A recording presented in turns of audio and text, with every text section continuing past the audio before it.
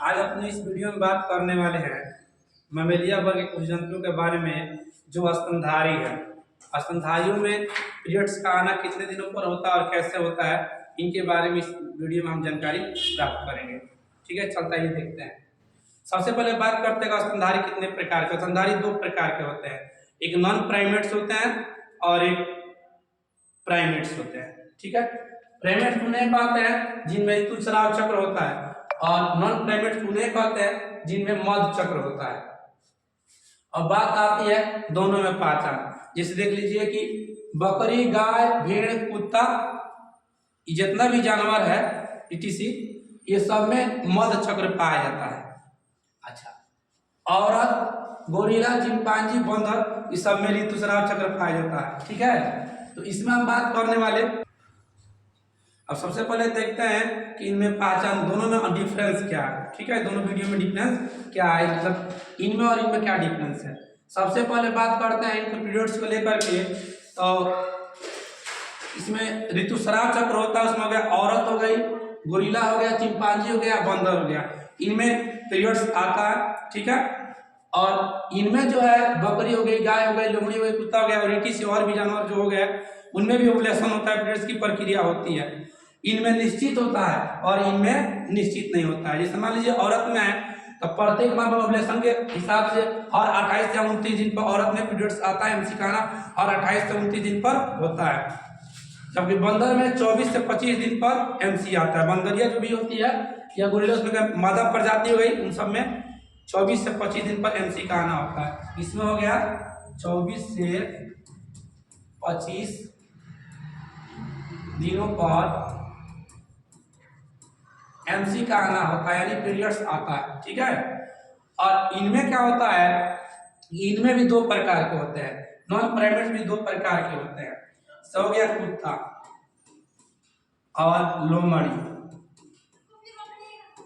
ठीक है, तो कुत्ता और लोमड़ी में ये होता है कि इनका जो चक्र चलता है ओवुलेशन की प्रक्रिया के हिसाब से, इनका जो ये होता है चक्र चलता है, उसमें ये एक वर्ष में केवल एक ही बार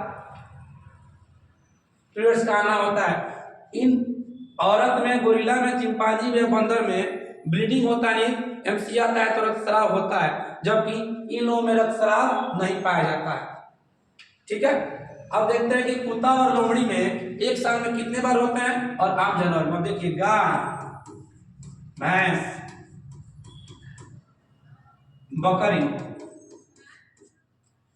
ये जो सब में, इसका मुख्य कारण इन सब में आने का एस्ट्रोजन हार्मोन। एस्ट्रोजन हार्मोन, ठीक है, मेन यही है एस्ट्रोजन हार्मोन।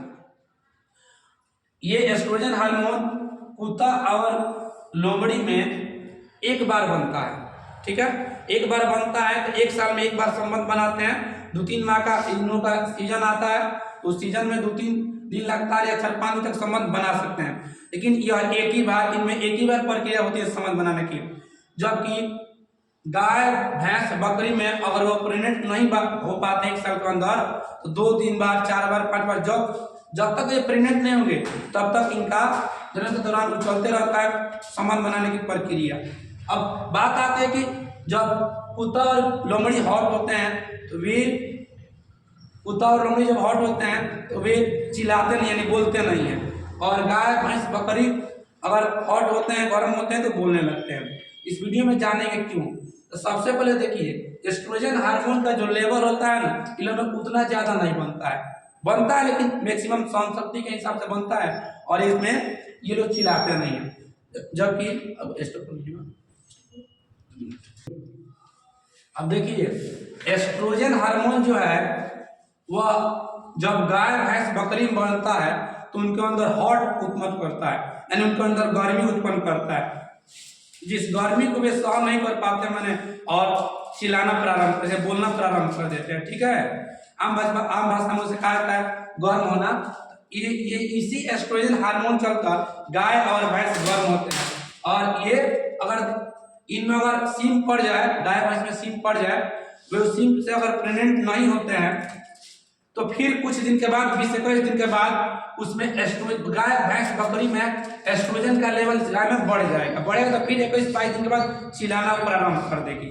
ठीक है, फिर दोबारा सीम पड़ता है और उस सीम पर फिर अगर वो प्रेग्नेंट नहीं हो पाती है तो फिर से दोबारा ये बार बार उनके अंदर एस्ट्रोजन का लेवल बढ़ते जाएगा, एस्ट्रोजन का लेवल बढ़ते जाएगा, वो बार बार चिल्लाने की प्रक्रिया गाय भैंस भेड़ बकरी में होती रहती है।